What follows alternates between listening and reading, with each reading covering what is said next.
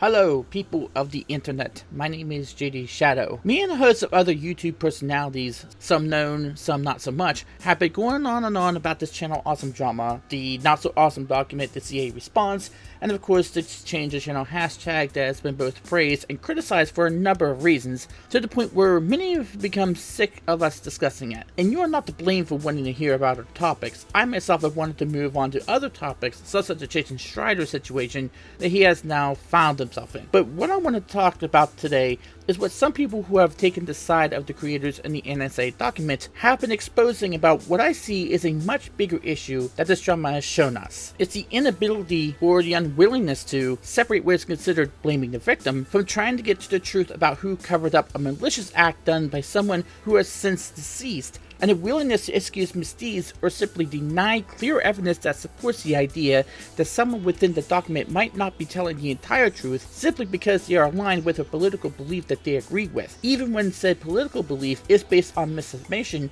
that people just buy, benefit from, or are scared of backlash that they would get should they call out because of other people who would do the first two things. I want to first address Justin Carmichael, or Wario as many remember him. Let's be honest, the things that he has been accused of, and we only mention accused of simply because there's no way we could try to convict him in a court of law now that he has passed on, are despicable, regardless of the actual ages of those two women he courted and then performed inappropriate acts. And I just want to make sure that I make this as YouTube friendly as possible given the current climate of the site.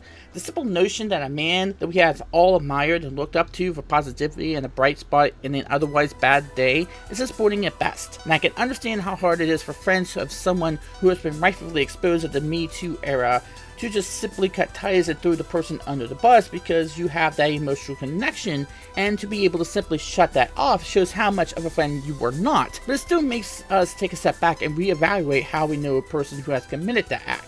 So when we look at this case specifically and look at all the different layers that this particular case has, I don't understand how blaming someone else for a hard cover-up of the case besides those that are what I call the chosen suspects of Channel Awesome is equal to being apologists for this kind of indecent acts. At no time in any of my videos of the subject or in my postings of various forums of social media have I ever mentioned that the victims of Justin's inappropriate acts deserved it, nor did I say either directly or implied that they were to blame for those actions. There's a firm difference between the crime and the cover-up of said crime. Who knew about it and who decided not to tell people, for whatever reason they had, is a different question entirely, but it's not the same as saying that someone deserved or was to blame for the act itself. Now, what do I mean by chosen suspects, you ask? Well, ever since the NSA document came about, it has seemed like many who read it were ready to execute Channel Awesome even before they saw what was in the document, and they just needed the reason to burn him at the stake. Now, this could be because of them hearing about some of the things in the past, or they had different reasons for hating them, or they just couldn't stand the type of content they had on their channel. Whatever the reason, they didn't want to even let Channel Awesome have a chance to defend themselves, and no form of apology was ever going to be enough. The chosen suspect syndrome, as I like to call it, is when someone has already determined that a certain person is already guilty of a crime because of a bias against that person or entity, and will go on and dig up evidence that they believe criminalizes them and ignore any evidence that might exonerate the accused. Will spin anything to make it look as though the suspect is even guiltier, and lambast anyone who dares to challenge that bias or challenge that evidence. This is what I think some people who have found CA guilty have done. They have had a previous bias against Channel Awesome, so when this hit, they were into chosen suspect mode. They hate Channel Awesome and Doug Walker as it is for whatever reason they did, and chose to employ that bias to how they see the evidence presented. Of course, this can work the other way as well, the case of the chosen innocent, where someone can have a bias toward Channel Awesome and thus will only consider evidence that they feel proves that, whether or not it actually does. But the few times I have seen people look at the formal response that Channel Awesome had, I've seen some YouTubers nitpick all they could that would be able to make Channel Awesome look as though they didn't present anything to exonerate them for anything, especially with Wario. Yes, there were, as we know it, two cases out there, and Channel Awesome was responding to one of them. The one that they either knew about and acted upon diligently, or one that the NSA document claimed they knew about for a year and didn't act upon it. According to Holly Brown, former PR to Channel Awesome, the one mentioned in the response was not the Jane Doe that was mentioned in the document. This is the second victim. However, Channel Awesome's response lists the person as a Jane Doe, and Holly only mentions the second person after the response came out. This strikes as deeply troublesome to me, since if there was more than one person, then why wasn't that said initially? Was it because the victim didn't want to be doxxed, or didn't want the drama, or possible copycats, or retaliation? The Jane Doe could have said that she knew she wasn't the only one, and the danger of being doxxed was very real, as Count Chocula found out in his last video on that matter. But I wanted to take into account something that was posted by Dan Olson, and yes, we'll get to him, on Something Awful's forums, in which he mentioned that people in the NSA document only found out about it a few weeks prior to the document coming out. Now, you could say that he didn't know that this didn't happen until everyone else did themselves. However, keep in mind that he did not have a dedicated section in the document, as much as I think he should have, and that he says some things that only someone who you think would know more about the situation than someone who knew more about it than they did a week or so before this was publicized would know. That Dan knew of the victim and who was the perpetrator long before any of us did, that remains to be a huge question mark, but it's also his statement of the reason. As you can see here, and you can read it for yourselves, I'm not willing to bring up that subject again, because it is a source apart for many people that is equally troubling. Assuming he did know before those highlighted did, if that was his only reason as to why he decided to sit upon that information because of some internet squabble, then he should be in more trouble than he is in, which is none. But this is, again, not blaming the victim. I believe we have the two confused here. This is about who chose to sit on the information and not go to the proper authorities concerning what happened. No one is saying to dox the victim, but that steps could have been taken to get Justin help or to make sure that he could not do this to anyone else. And who knows, he could be alive today if he had gotten that help. Steps could have been taken to make sure that not only those responsible were held accountable, but that the victim was protected from any retaliation. What some of us have actually said is that Channel Awesome did not cover it up, and instead acted, at least on the case they seemed to know about, with as much haste as they legally could, and they handled it responsibly. Now, they could have had this person confused with another victim, which is very much possible, because we only learned of victim 2 once they posted the response, and from what Olson posted, the reason he specified, and other reasons which I'll get to in a moment, I'm cynical about who was responsible for the cover-up of the situation, not who was responsible for the deviant acts. There should be no confusion here, and those that are trying to equate the two are only doing it because they are confused themselves, or they are trying to make it harder to call into question the acts of a certain group that was within the Channel Awesome umbrella. And that gets me into the second part of why I make this video for you now. Whenever the subject of Chaz Apocalypse is now brought up, I have been seeing on the Reddit boards that several are beginning to defend them, and to say that they are being the scapegoats for those who want to exonerate Channel Awesome from any wrongdoing. First of all, let's be clear now that the response, or the much maligned first apology, and the now infamous quote that came from that first apology, since it's now more of a worn out meme than someone eating a box of Tide Pods, did not exonerate CA of every single little thing. There's still questions that have yet to be answered by them. For instance, the Indiegogo campaign, or the contract that people had to sign, which I believe shouldn't be something that is a legal thing to put into a contract. It's things like that which give Channel Awesome a black eye. It should be looked at. I do agree on those things, but to completely ignore mounting evidence that calls into question a group operating under the CA umbrella that seemed to control narratives and seemingly was able to dictate what was talked about and what others thought about a particular issue, and to demand that CA focus on political topics and to make employment decisions based on those beliefs, even when Channel Awesome didn't feel it necessary to delve into such political discussions, is disingenuous to those who have mentioned that they have seen it happen. I feel it's not fair to believe every last person who has grievances with CA in the NSA document, and then dismiss those like Count Chocula and Mackay Curtis only because their accounts show a different light of the chosen innocence that people have made the Chaz Apocalypse group to be. Now, it might be fairer to use the chosen suspect aspect to those, including myself, who have called into question their behavior, and that is something that makes someone have to present evidence to back up their claims. The problem is that putting that label onto this situation, as opposed to the Drew Warrior case, is that with the latter, those people have twisted the evidence presented to them to make it seem as though they were still guilty of the cover-up, which I don't believe they are. In this case, you can present an array of evidence to support the claim that there were some problems within the testimony.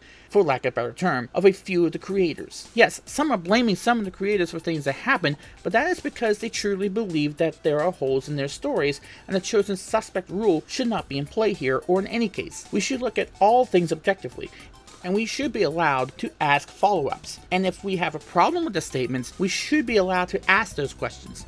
And those that made those statements, they should be allowed and able to answer those questions in a civilized manner, assuming that the questions were asked in the same tone, of course. But we have instead become privy to the chosen innocent side of the coin here, because Chazapocalypse has been chosen to be completely innocent in any charge put forth in the eyes of some people. We have seen that there are some willing to completely defend them at every turn, and embarrassing those who decide that their statements are worth follow-up questions, especially in the case of Lindsay Ellis. The Nostalgia Chick's testimony was labeled as one of the major statements in the entire document, so much so that it seemed to devalue anyone else's testimony in the NSA document. I've heard that Lekara's statements weren't as focused on even when he touched upon what Lindsay did to a smaller extent. However, the statements of Dr. Gonzo are also ignored here, and it seems as though the people who were initially reading this were putting Lindsay on a higher pedestal than anyone else in the document, and they were also making her to be completely untouchable. I saw a battle on Reddit which someone was told of evidence to suggest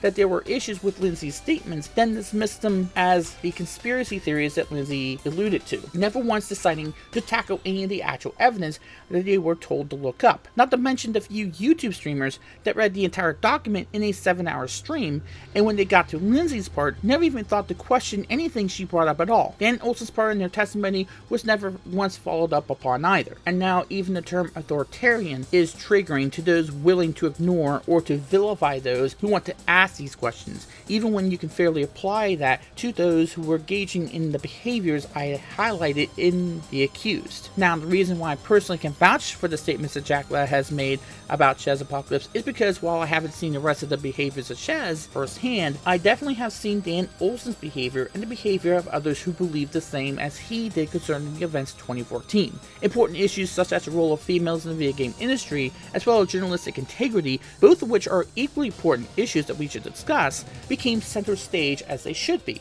But instead of actual discussion about those issues, those two became intertwined in one another to create the firestorm that Lan alluded to, and why he believed the details of the Carmichael case should have been sat on. It was an internet squabble that helped nobody socially. Yes, those that actually talked about those issues were given a platform, but it wasn't given without objection by those that benefited from those that had a vested interest in intertwining the two together. If you wanted to talk about integrity, then you seemingly didn't care about the role of females within the game industry, and vice versa. There wasn't a place where you could safely separate those two issues, and though yes, females were caught in the middle of the integrity debate, and some did get the wrong idea about how to handle both issues, for the majority of those willing to seriously discuss integrity, the role they played was only a matter of coincidence, and not a matter of chosen suspect. The reason why I bring this up is because Lindsay did so without provocation in the document, and there are a few things that I believe are still a mystery. 1. Why did she even drop the name of the controversy as if it was a structured group that called themselves that? 2. What did she expect Channel Awesome to do about it?